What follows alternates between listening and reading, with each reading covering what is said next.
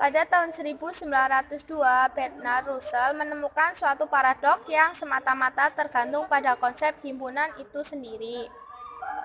Sebelum mendeskripsikan paradoks Russell, kita perhatikan dulu himpunan yang menjadi anggota dirinya sendiri atau yang tidak menjadi anggota dirinya sendiri.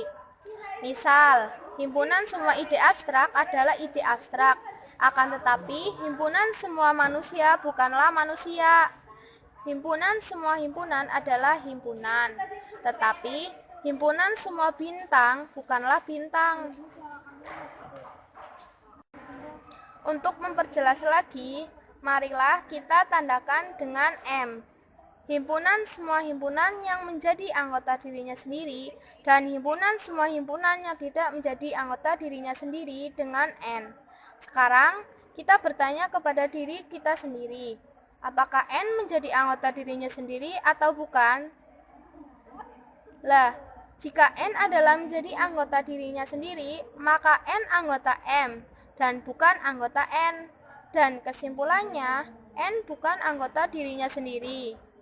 Sebaliknya, jika N adalah bukan menjadi anggota dirinya sendiri, maka N anggota N dan bukan anggota M.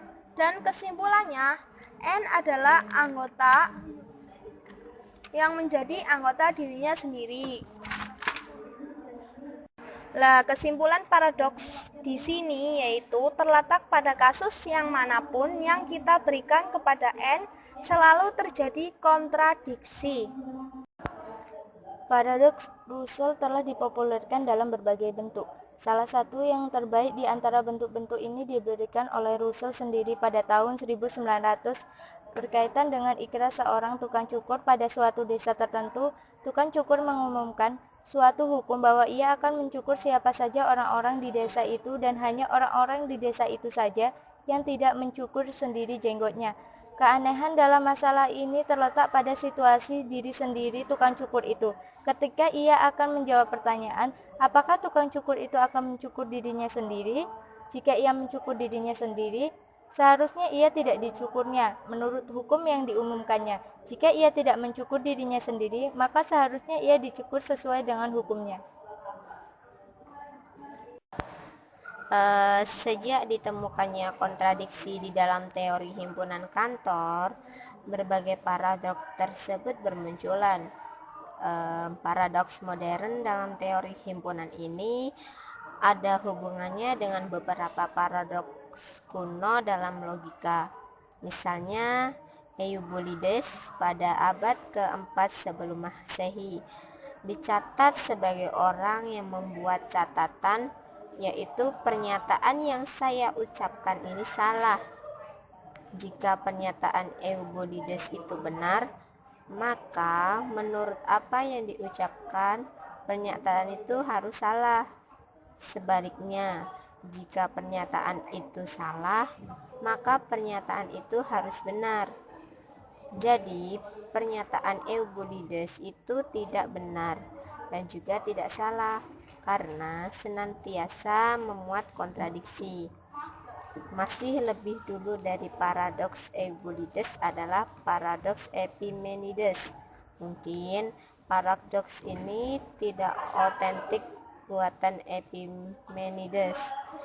Epimenides adalah seorang filsuf tinggal di Puku Kreta pada abad ke-6 sebelum Masehi.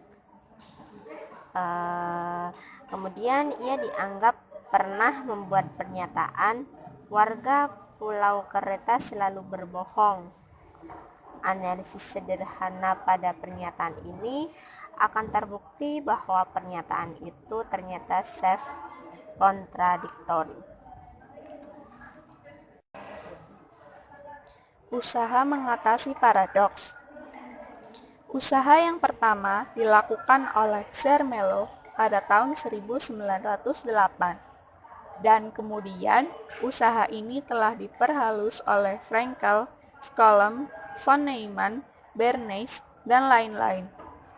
Akan tetapi, langkah-langkah yang demikian telah dikritik, sebab semata-mata hanya membuang paradoks-paradoks dan sama sekali tidak menjelaskan paradoks-paradoks itu. Lebih lanjut lagi, Langkah-langkah ini tidak menjamin bahwa di kemudian hari tidak akan diketemukan lagi paradoks yang lain. Ada juga langkah-langkah lain yang kelihatannya menjelaskan dan sekaligus menghilangkan paradoks-paradoks yang diketahui. Jika diamati secara cermat, akan terlihat bahwa setiap paradoks yang dikatakan di atas melibatkan suatu himpunan S dan anggota M dari S yang definisinya bergantung pada S. Definisi demikian dikatakan impredikatif, dan definisi impredikatif itu berarah melingkar. Pandang umpamanya paradoks tukang cukur Russell. Kita tandakan tukang cukur itu dengan M dan himpunan semua anggota yang ditinggal di desa tukang cukur itu dengan S. Maka M didefinisikan secara impredikatif sebagai anggota S akan mencukur semua anggota S dan hanya anggota dari S yang tidak mencukur dirinya sendiri. Sifat melingkar dalam definisi jelas, definisi tukang cukur termasuk anggota dari desa dan tukang cukur sendiri anggota dari desa itu. Poincar memandang penyebab antinomi terletak pada definisi imprediktif dan Russell menyatakan pandangan yang sama di dalam Virchow-Kirchhoff Principle. Tidak dibenarkan himpunan S memuat anggota-anggota M yang dapat didefinisikan hanya dalam term S, atau anggota-anggota M memuat atau dua angka S. Prinsip ini dimaksudkan untuk membatasi konsep himpunan. Cantor telah berusaha memberikan konsep himpunan dalam arti umum dengan menyatakan himpunan S dimaksudkan sembarang koleksi ke dalam satu keseluruhan dari objek-objek tertentu dan terpisah M dari intuisi kita atau yang kita pikirkan. Objek-objek M disebut elemen dari S. Teori himpunan yang dikonstruksikan oleh Cantor atas konsep umum seperti kita lihat membawa ke suatu kontradiksi. Akan tetapi apabila pengertian himpunan dibatasi oleh Virchow-Kirchhoff Principle, hasil-hasil teori ini bebas dari antinomi. Pembuangan definisi imprediktif kemudian muncul untuk mengatasi paradoks yang diketahui dalam teori himpunan. Bagaimanapun terdapat keberatan yang serius terhadap pemecahan ini, yakni terdapat bagian-bagian matematika, di mana para matematikawan enggan menghapuskan apa yang terkandung dalam definisi imprediktif.